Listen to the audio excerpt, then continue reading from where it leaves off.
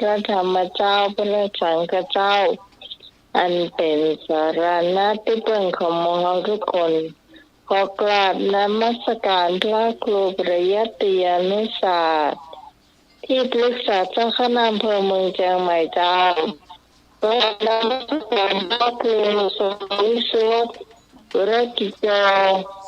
ผู้อำนวยการสถานีคลื่น104.50 เมกะเฮิรตซ์เจ้าวาดวัดสะหินเจ้า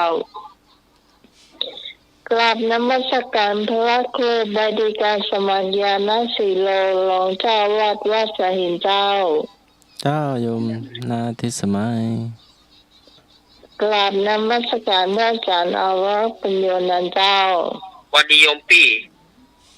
สวัสดีให้หนุ่มสว่างเมฆเจ้าครับผมดีครับยินไหมครับสวัสดีคุณผู้ฟังที่อยู่ทางบ้านทุกคนทุกท่านที่กำลังรับฟังรายการธรรมะคลายเครียดอยู่ในขณะนี้นะเจ้าวันนี้เป็นวันอาทิตย์ขีดอะไรเนี่ย16เนาะโอ้วันนี้ไผโชคดีพ่องกับโมโหวุยบ้าตั้นอย่างมาเดือน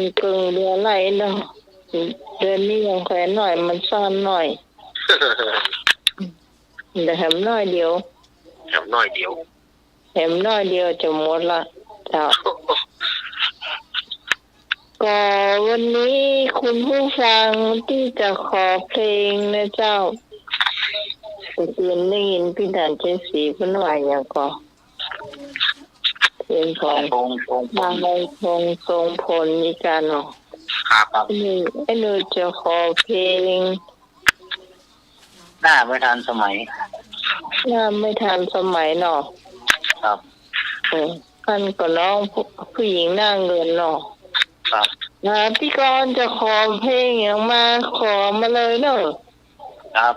มันจะได้จับกันเพลงแนวเดียวกันนะเนาะอันนี้ขอก่อนนะขอนมัสการพระครูใบดิกาสมัครญาณสีโลค่ะเจ้านมัสการพระอาจารย์ในรักค่ะวันดีแม่กรอาจารย์พลยังไม่แนะนำชื่อเลยสวัสดีนมัสการลืมนมัสการพระอาจารย์ไปค่ะสวัสดีน้องไหมจ้าสวัสดีน้องไหมจ้าครับผมดูจะมาไปเคลียร์ทุกกันวันนี้ขอก่อนเนาะขอเพลงเก่าที่ไหนมาใหม่ที่นี่ค่ะครับเก่าที่ไหนมาใหม่ที่นี่โอ้แม่กรเพลงนี้นะไม่มีใครขอนะขอเพลงของเงินชายทรงผลเลยวันนี้ก็เลยพากันขอแล้วค่ะพี่น้ำฟังอยู่พี่น้ำก่อนขอมาด้วยก็ได้ค่ะเป็นเนาะครับแล้วที่ไหนเจ้าสีปนูเดี๋ยวนี้มา3เพลงแล้วเนอะนางวัฒนสมัยผู้หญิงนางเงินเก่าที่ไหนมาใหม่ที่นี่มาคนอื่นเจ้าชายธงทรงพลโอ้โหวันนี้เราตั้งพี่สาวให้เพลงเจ้าพี่สองอย่าเอาเพลงปูไข่ไก่หลงเจ้าปูไข่ไก่หลงปูไข่ไก่หลงเจ้า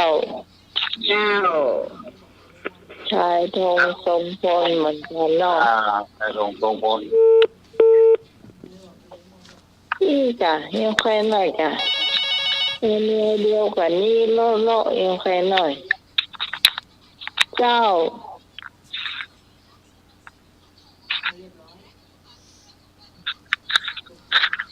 ฮัลโหล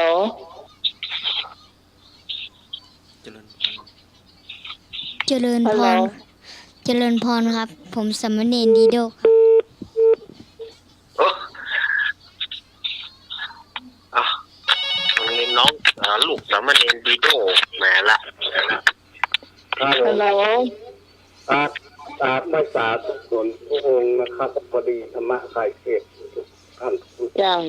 ไอ้พง ครับมันเหลือเพลงอย่างไงมันคนคุณชาย เจ้า พง พ ศ์ งนึกได้คงเป็นของชายทงทรงพลอ่ะ น่าไม่ทันสมัยไปแล้วก็ มีแล้ว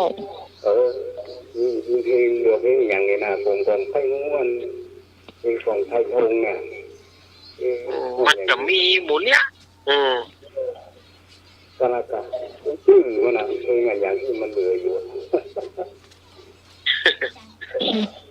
เกี่ยวว่าอาจารย์จ้าเธอบอก อาจารย์ท่านอาจารย์จำอยู่ได้เพลงที่ฮุบรักมาไปหมดแล้วนี่ฟังเด็กก็พูดเอาเหโมดดิก็นับไปหมดแล้วตอนแรกจะเอาวันเก่าที่ไหนมาใหม่ที่นี่เมื่อพี่กรเอาไปแล้วอย่าก็หมดแล้วเดี๋ยวถ้าว่ามีกับฟังคุยกันก็ได้นะ